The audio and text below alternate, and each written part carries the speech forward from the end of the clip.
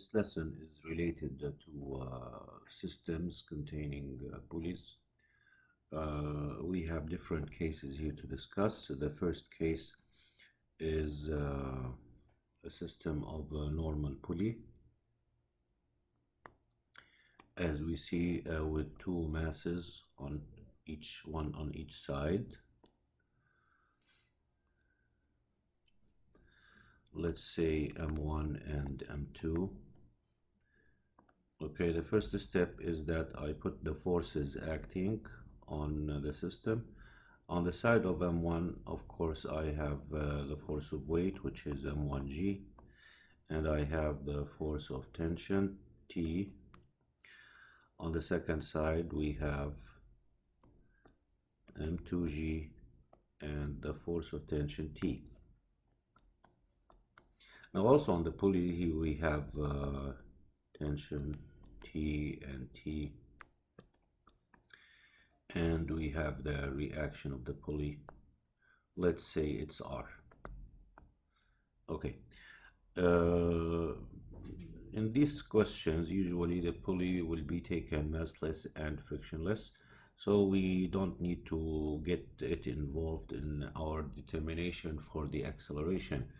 Remember that our aim, after all, is to determine acceleration. So to do this, I'm going to do it the long way, and then I'm going to show you the short way. The long way is just by taking the system M1 and M2 each alone. So if we take M1 alone, taking the forces acting at M1,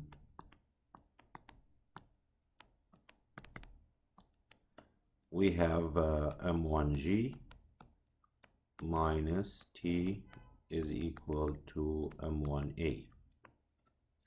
Why we took M1G positive? Because we consider that the motion is this way, so we take it positive. If the motion is this way down, then it's going to be this way up. So we'll take on this side, we'll take this positive. Let's stay now at M1. Then I take T alone, I make T the subject. T is equal to M1G minus M1A. Okay, so let's keep it this way. Taking now the other system at M2.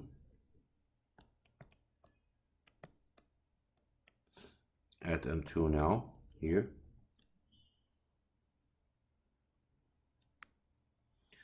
What do we have at M2? We have, as I told you, then in this case T is going to be positive, while M2G is negative, is equal also to M2A. Making T the subject, then T is equal to M2G plus M2A.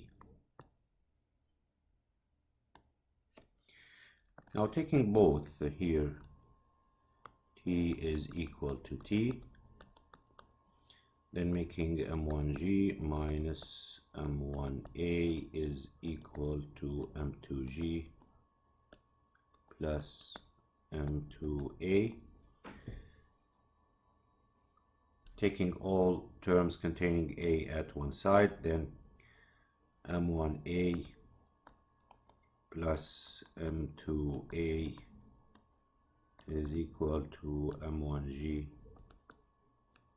minus M2G, and then making A the subject, that gives A equals, or A into M1 plus M2 equals G. Let's make it, just make it M1, keep it M1G minus M2G, and finally A is equal to M1G minus M2G over M1 plus M2. Now this was the long way. The short way to do this is just I take a look doing it the short way.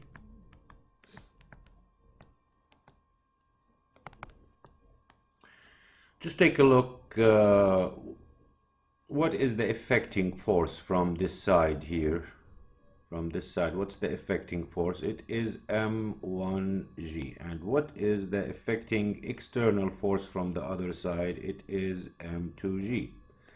I just need to take M1G from the first side minus M2G from the other side. Then I divide by the sum of the two masses, M1 plus M2. This would be the acceleration. This is the short way, okay? So you can choose. Now, this was the first case. The second case,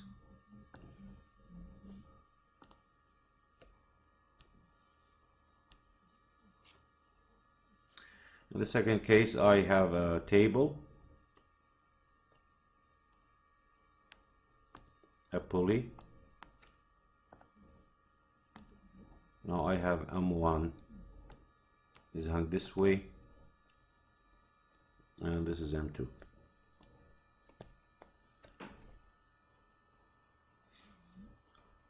Again, I put the acting forces here, or the forces acting at M1.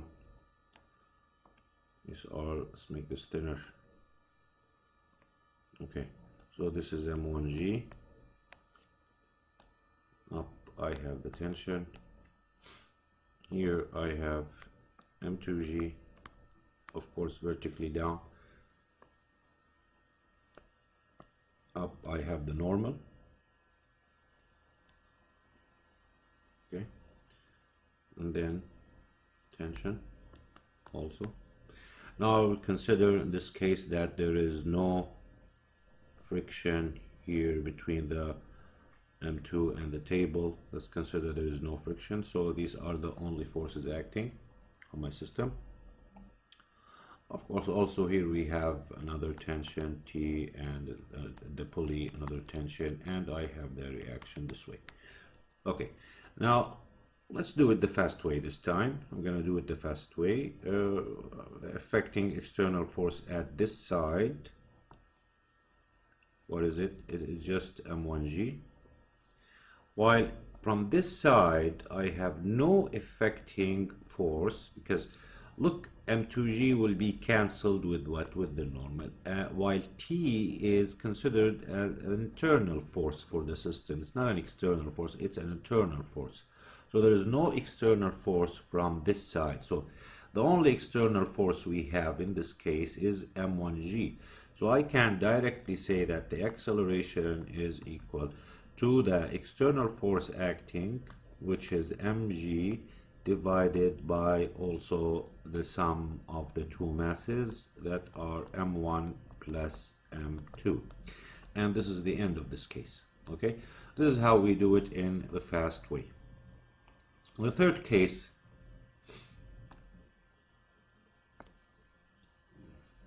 which is the case of or let's first, before doing the first case, actually let's consider our previous case. But in this case I'm going to consider that I have a force of friction. If there is a force of friction here, so it's going to be this way, Fr.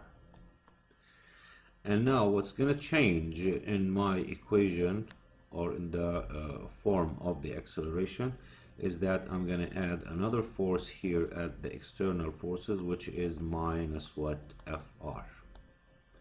Okay, because now I have two external forces acting that are mg and what? And Fr. So this is the case if there is a force of friction, and this is the case if there is no force of friction, just m1g over m1 plus m2. This is without friction. Okay, let's go to the third case. In the third case I have an inclined plane.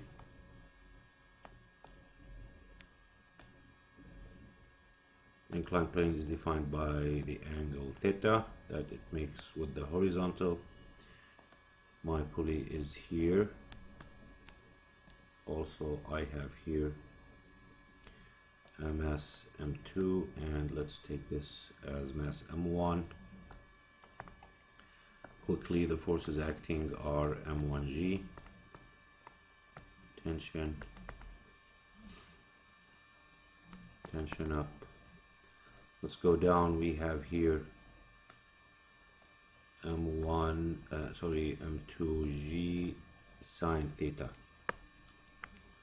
M2G sine theta, while here I have the force that supports the object to the plane, which is M2G cosine theta, and the normal force M. Okay, now again I'm considering here that there is no force of friction between M2 and the inclined plane. Doing the math now, the acceleration in this case is equal to, now tell me what are the external forces here. We have M1G from this side, so I write M1G. Now if you ask why I'm taking M1G first, because I'm always considering that the motion is this way. Okay, it's falling this way. Now this is M1G. From the other side, the affecting external force is what?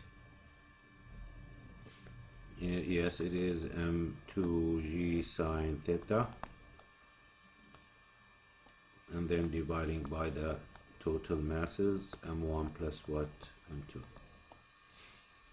Okay, this is the case acceleration. On the second case is when I have a friction. When we have friction, the friction is added this way.